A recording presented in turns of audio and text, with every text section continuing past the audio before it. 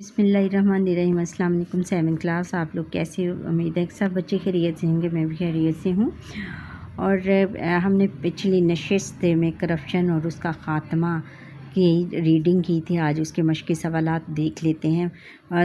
پہلا سوال ہے کہ سوالات کے مختصر جواب دیں۔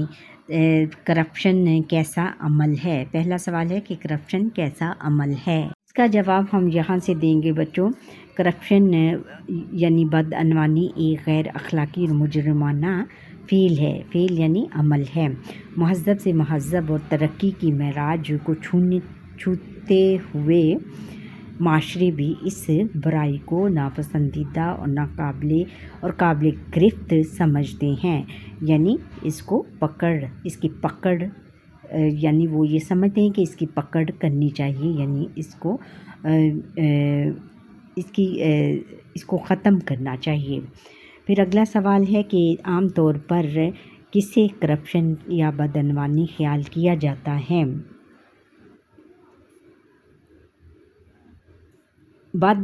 جواب ہے کہ بدعنوانی سے عموماً ہمارے یہاں بددیانتی مراد لیا جاتا ہے، جب کوئی فرد، افراد کا گروہ، تنظیم یا ارادہ اپنے طے شدہ اختیارات اور حاصل ذرائع کو ذاتی فائدے اور ترقی کے لیے استعمال کرے تو اسے بدعنوانی کا نام دیا جاتا ہے۔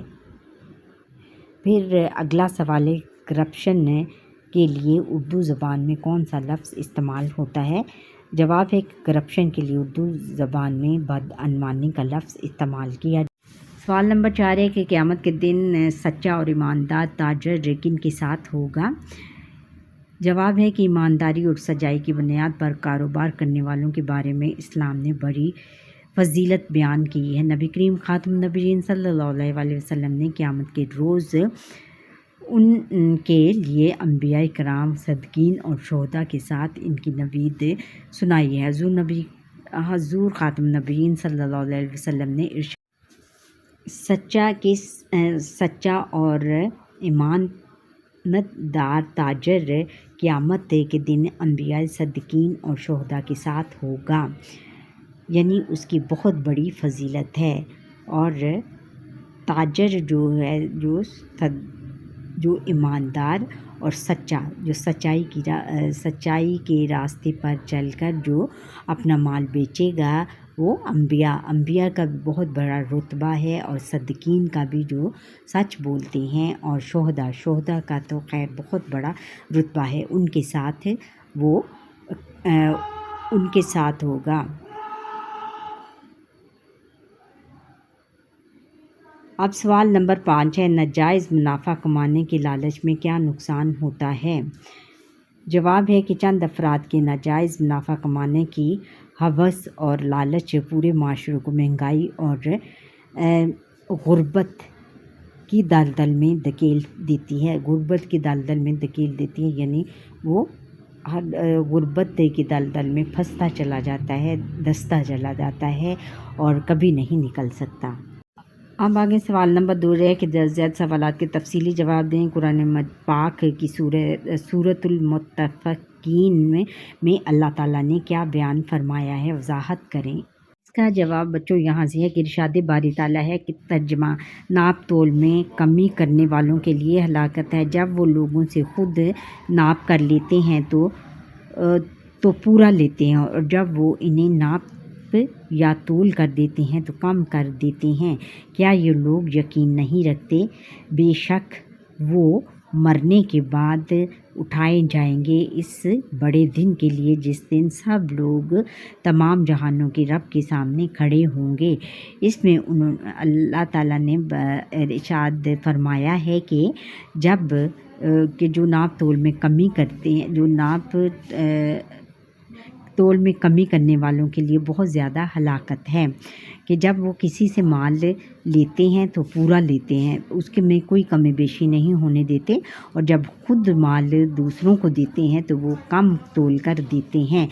کیا یہ لوگ پھر اللہ تعالیٰ نے کہا کہ کیا یہ لوگ یقین نہیں رکھتے کہ وہ ایک دن مارے جائیں گے، اور اس بڑے دن کے لیے اور اٹھائے جائیں گے اس بڑے دن کے لیے، یعنی قیامت کے دن کے لیے، جس دن سب لوگ اللہ تعالیٰ کے روبرو حاضر ہوں گے اور اپنے ہر عمل کا جواب دیں گے۔ نمبر 2 ہے تفصیلی سوالوں میں بدعنوانی کا خاتمہ کیسے ممکن ہے، وضاحت سے بیان کریں۔ بدعنوانی کے خاتمے کا آغاز ہم اپنے گھر سے کر سکتے ہیں۔ صرف اس بات کا شعور حاصل کرنے یا باخبر رہنے کی ضرورت ہے کہ جو آمدن گھر میں آ رہی ہے اس کے ذرائع کیا ہیں، کہیں یا اس کا تعلق کسی ایسے کام یا کاروبار سے تو نہیں جس کو دین میں حرام قرار دیا گیا ہو، یا وہ قانونی اعتبار سے درست نہ ہو۔ اولاد اپنے والدین سے، بیوی اپنے شوہر سے یا شوہر اپنی بیوی سے رزق حلال پر اصرار کریں۔ کاروبار زندگی میں سچائی کا دامن ہاتھ سے نہ چھوڑیں۔ خرید و فروخت میں اخلاق، نرم دلی اور حسن سلوک کو پیش نظر رکھیں۔ وعدہ کریں تو ہر حال میں اس کی پابندی کریں۔ کسی شے میں سے نہ جانے دیں۔ خرید و فروخت میں اخلاق، نرمی، کسی شے میں خرابی ہو تو خریدنے والے کو اس خرابی سے ضرور آگاہ کریں۔ جائز منافع کمائیں۔ چند افراد دیکھیں، ناجائز منافع کمانے کی ہوس اور لالچ پورے معاشرے کو مہنگائی اور غربت کی دلدل میں دھکیل دیتی ہے۔ دینی اصولوں اور قانونی ضابطوں کو ہر حال میں مقدم رکھیں۔ حکومتی سطح پر سخت سے سخت قوانین بنائے جائیں جن پر مکمل اور تفریق عملداری ہو، اور ہر وقت انصاف اور متاثرین کی فوری داد رسی سے ہم اس ناسور پر قابو پا سکتے ہیں۔ اللہ کریم ملک پاکستان کو ہر برائی سے محفوظ فرمائے، آمین۔ بچوں، سوال نمبر 3 ہے کہ سبق کے متن کے مطابق درست جواب پر ٹک مارک کا نشان لگائیں۔ الف ہے کہ کرپشن لفظ ہے انگریزی زبان کا، عربی زبان کا، جرمن زبان کا اور ہسپانوی زبان کا، انگریزی زبان کا لفظ ہے۔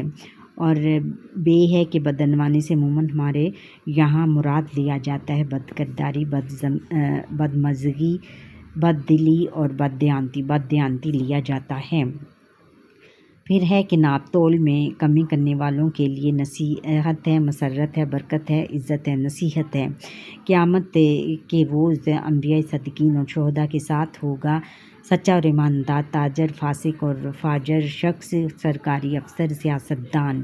سچا اور ایماندار شخص معاشرے میں بددیانتی، بدنیتی اور معمولی غرض سے سہارا لیا جاتا ہے، دلیل کا، جھوٹ کا، قانون کا اور رشوت کا، جھوٹ کا۔ بدعنوانی کے خاتمے کا آغاز کر سکتے ہیں ہم اپنے اسکول سے، اپنے جھوٹ سے، اپنے گھر سے، اپنے جذبے سے، اپنے گھر سے اس کے خاتمے کا ہم کر سکتے ہیں، خاتمے کا آغاز کر سکتے ہیں۔ اچھا بچوں، اب تک کا لیسن یہاں پر ہی ہمارا لیسن ختم ہوتا ہے۔ آپ مجھے لائک کریں، سبسکرائب کریں اور بیل آئیکن پر کلک کریں اور کمنٹ ضرور کریں میرا پورا لیسن دیکھنے کے بعد۔ اللہ حافظ۔